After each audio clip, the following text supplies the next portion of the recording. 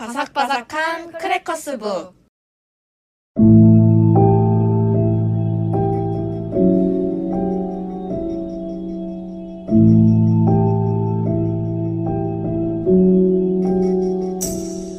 온라인 북클럽 6월 추천도서 달에서 내려온 전화 제4화 지옥 속의 어린이. 저는 어렸을 때부터 무서운 이야기를 싫어했습니다. 화장실에서 빨간 휴지 줄까 파란 휴지 줄까 물어보는 휴지 귀신보다도 가장 두려운 말은 음식 남기면 지옥 가서 남긴 음식 다 비벼 먹어야 돼 와 같이 내 나쁜 습관이 만들어낸 재앙 같은 결과물을 가장 무서워했습니다. 왜 세상은 어린이들에게 미리 겁을 줄까요? 이런 거 조심해야 해 라는 어른들의 말이 어린 저에게는 상냥한 조언보단 드생 협박처럼 느껴졌습니다.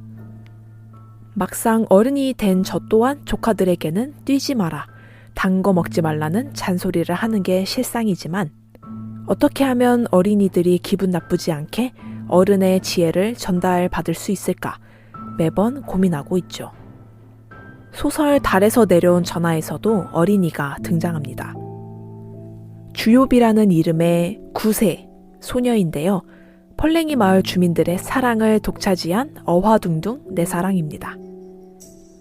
시골은 아이가 귀하다고 하죠. 또 이 아이는 그 중에서도 안타까운 사고로 부모님을 잃었으니 동네 어른들의 걱정이 이만저만이 아닙니다. 하지만 그런 속도 모르고 위풍당당한 주요비는 만인의 눈에 가시인 저승차사 한봄의 뒤만 졸졸 쫓아다니죠. 아이는 죽음을 두려워하지 않습니다.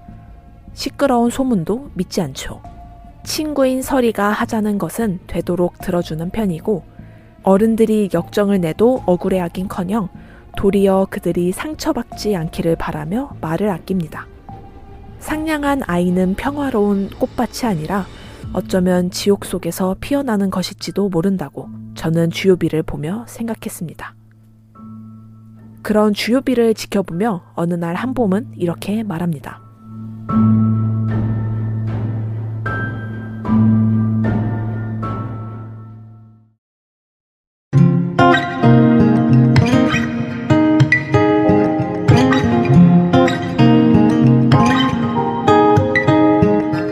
한봄은 고개를 끄덕였다. 그런 거랑 비슷한 거야. 남자가 화장하고 치마 입는 거는 어쩌면 이상한 게 아닐 수도 있는 거야. 주요비는 입을 삐죽 내밀었다. 언니는 대답이 이상해. 그렇게 해서는 숙제를 마칠 수 없다고 투덜거렸다. 그렇다면 스스로 답을 내보라며 한봄이 명석을 깔아주었다. 이유가 뭘까? 어째서 내가 화장하고 바지 입는 건 이상하지 않는데 이 아저씨가 화장하는 건 이상할까? 아이는 선뜻 대답하지 못했다. 우물쭈물하며 망설이다가 나름의 해답을 내놓았다. 다들 이상하대요. 이상하다니까 이상한 거예요. 한봄은 고개를 저었다. 그건 답이 될 수 없다고 말했다. 주요비는 고개를 떨구고 손가락을 꼼지락거렸다. 알 수 없는 감정이 북받쳐 올랐다. 슬픈 게 아니야. 울면 이상한데 아이는 금방이라도 눈물이 떨어질 것 같아서 눈을 크게 떴다. 야! 길강욱이 다급하게 그녀의 소매를 잡아당겼다.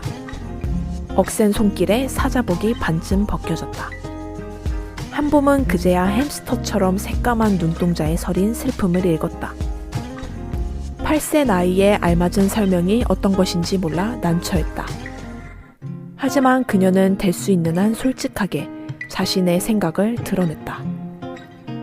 언니는 말이야, 주요비 생각이 궁금한 거야. 다른 사람 의견 말고 네 의견.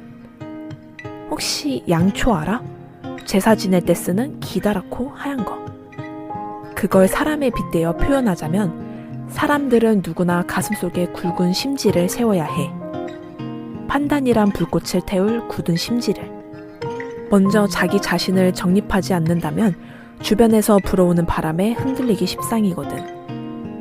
그래서는 올바른 사람이 될 수 없어. 타인의 의견을 듣는 건 그 다음에 해도 충분해. 한봄은 최대한 밝은 표정을 지었다.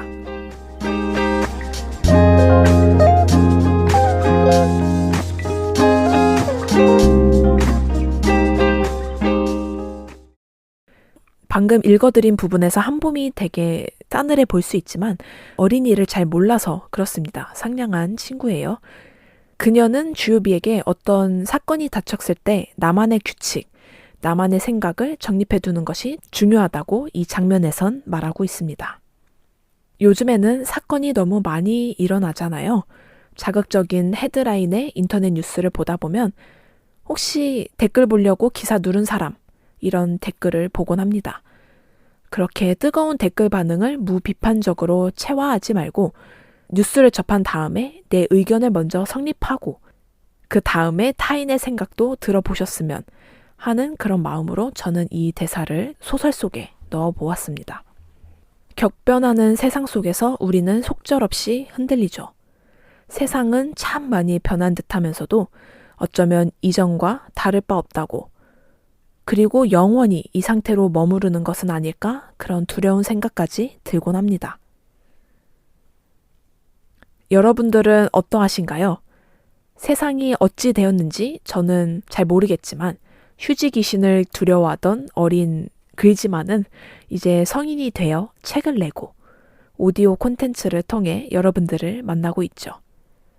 여러분들이 어떤 세상에 살던 어린이였는지 무척 궁금하네요. 댓글로 알려주신다면 열심히 읽어보겠습니다. 어느덧 6월의 온라인 북클럽 추천도서 달에서 내려온 전화 소개를 마칠 시간이 다가왔네요. 4주 동안 저는 2020년을 온전히 쏟았던 소설 소개를 해드릴 수 있어서 무척 기뻤는데 어떻게 들으셨는지 모르겠습니다. 작가로서 제가 책에 담고자 했던 말은 별다를 게 없지만 만약에 한 장면으로 축약해 본다면 이 부분이 아닐까 싶어서 마지막으로 읽어드릴까 하는데요. 그 전에 마지막 인사를 전해드려야 되겠지요. 저는 지금까지 글지마 작가였고요. 다음 북클럽에서는 우리 명랑 쾌활한 지연 작가님이 책 추천으로 돌아올 테니 많이 기대해 주세요. 들어주셔서 감사합니다.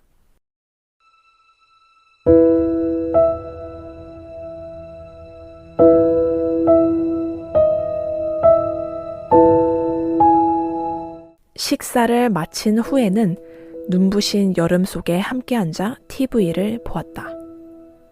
한봄은 주요비가 두고 간 바다사자 인형을 품에 안았고 인형을 안은 그녀를 백승석이 껴안았다.